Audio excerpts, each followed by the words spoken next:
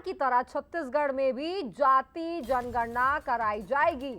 दोबारा कांग्रेस की सरकार आने पर ये जातिगत जनगणना कराई जाएगी। छत्तीसगढ़ में कांग्रेस सरकार बनने पर ये जनगणना होगी। तो वहीं सीएम भूपेश बघेल ने भी ट्वीट करके जानकारी दी है। ये देखिए ट्वीट आपको दिखा रहे हैं। छत्तीसगढ़ में फिर से कांग्रेस सरकार बनते ही हम जातिगत जनगणना कराएंगे, ट्वीट सामने आया है। जाति जनगणना की बात करें, मौन हो जाते हैं, कुछ कहते नहीं हैं। आपका ध्यान इधर उधर भटकाने की कोशिश करते हैं। कभी धर्म की बात करेंगे, कभी कोई और बात उठाएंगे जिससे आपके जज्बात जुड़े हैं। लेकिन जब सही बात आती है, जिससे आपके अधिकार बनेंगे, जिससे आप मजबूत बनेंगे, तो मौन हो जाते हैं। इनसे पूछिए क्यों नहीं कर रहे हैं जाति जनगणना। आज मैं यहां खड़े हुए घोषणा करना चाहती हूं, बघेल जी से मैंने बात की है। अगर हमारी सरकार दोबारा छत्तीसगढ़ में आएगी तो बिहार की तरह यहां भी जाति जनगणना कराई रहेगा। तो ये देखिए आपको बयान भी सुनाया है हमने और ट्वीट भी आपको दिखाया जातिगत जनगणना को लेकर। और चलिए इसी पर हमारे खास मेहमान जुड़ रहे हैं फोन लाइन पर। धनंजय सिंह ठाकुर जी जुड़ रहे हैं, प्रवक्ता हैं कांग्रेस के। राजीव चक्रवर्ती जुड़ रहे हैं, प्रवक्ता हैं बीजेपी के। आप दोनों का ही स्वागत है। ये देखिए छत्तीसगढ़ पहुंची थी प्रियंका गांधी और बड़ा बयान इस दौरान उन्होंने दिया है, बड़ा ऐलान किया है जातिगत जनगणना को लेकर। लेकिन हमेशा से एक सवाल यही खड़ा, मैं भी यही पूछना चाहूंगी कि कांग्रेस क्यों जातिगत जनगणना के पीछे हमेशा से पड़ी रहती है, इतना क्यों बेहद अहम हो जाता है और इसमें हमेशा से देखा जा रहा है बीजेपी कांग्रेस आमने सामने रहती है। 2 मिनट दिए। कांग्रेस पार्टी हमेशा से लोगों के साथ खड़ी हुई है जो समाज मुख्य धारा से हुए हैं, जिनका शिक्षा रोजगार का स्तर ऊपर उठ नहीं पाया है, जिनको सरकारी योजनाओं की सबसे ज्यादा मदद की जरूरत है, जिसके लिए आरक्षण लागू किया गया है। तो निश्चित तौर पर अगर ओबीसी वर्ग की अगर हम बात करते हैं तो क्या उनको संख्या के आधार पर आरक्षण नहीं मिलना चाहिए? क्या ओबीसी वर्ग के लोगों को जो समाज की मुख्य धारा से जुड़ जाए, क्या इसलिए सरकार को प्रयास नहीं करना चाहिए? ये तभी संभव होगा जब आप जातिगत जनगणना करेंगे और आपके पास एग्जैक्ट फिगर आएगा कि कितने ऐसे ओबीसी वर्ग के लोग हैं जिसको संख्या के आधार पर आरक्षण का लाभ दिया जाए।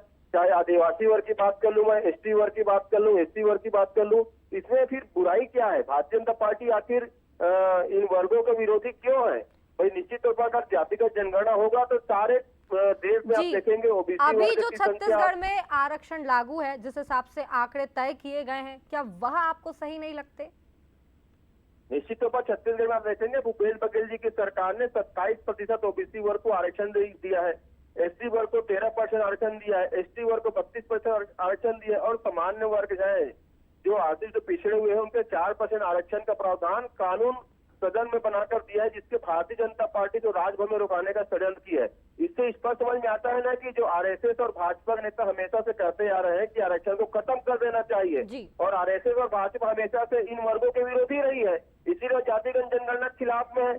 निश्चित तौर पर हमारी सरकार का मानना है और कांग्रेस। चलिए प्रतिक्रिया ले लेते हैं। राजीव जी भी हमारे साथ जुड़े। राजीव जी, आपने सुना धनंजय जी ने क्या कहा और बयान भी हमने अपने दर्शकों को सुनवाया प्रियंका गांधी जी का, जो छत्तीसगढ़ आई थी जब वो उन्होंने दिया। प्रतिक्रिया आपकी।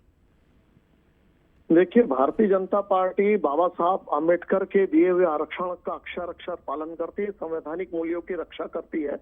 और जहां तक कांग्रेस चाहती है कि जातिगत के आधार पर देश को बांटे और काटे और राज करे, लेकिन जो नरेंद्र मोदी जी ने कहा कि गरीबों का हक चाहे वो किसी भी जाति का हो, क्या अगर गरीब है और वो स्वर्ण जाति का उसे अधिकार नहीं है कि उसका अधिकार मिले?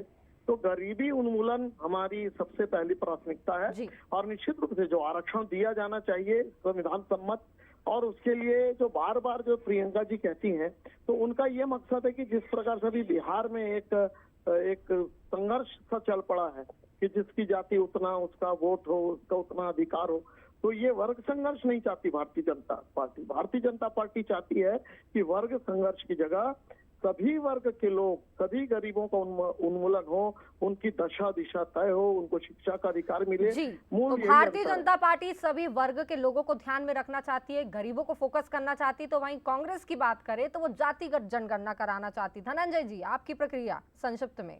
देखिए, प्रतिक्रिया। भारतीय जनता पार्टी तो आरक्षण का विरोधी है। मैंने पहले कहा ना, कई जगह आरएसएस के प्रमुख और भाजपा बड़े नेताओं ने आरक्षण को खत्म करने की बात की है, क्योंकि ये नहीं चाहते कि ओबीसी वर्ग, एसटी वर्ग, एससी वर्ग के लोग समाज जी। के मुख्य धारा में जुड़े। ये इसके विरोधी लोग हैं। ये कहते हैं जाति संघर्ष, तो क्या अभी ओबीसी वर्ग को आरक्षण मिल रहा है जातिगत आधार पर, क्या उससे जातिगत संघर्ष हो रहा है? क्या एसटी वर्ग को जो उसके आरक्षण मिल रहा है जातिगत आधार पर, क्या उससे संघर्ष हो रहा है? क्या एसटी वर्ग को जी। जो जातिगत आधार पर आरक्षण मिल रहा है, क्या उससे संघर्ष हो रहा है?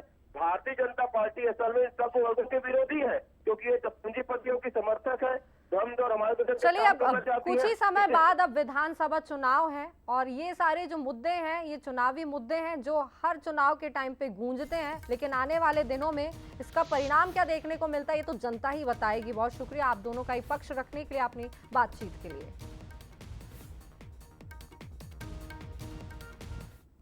इस वक्त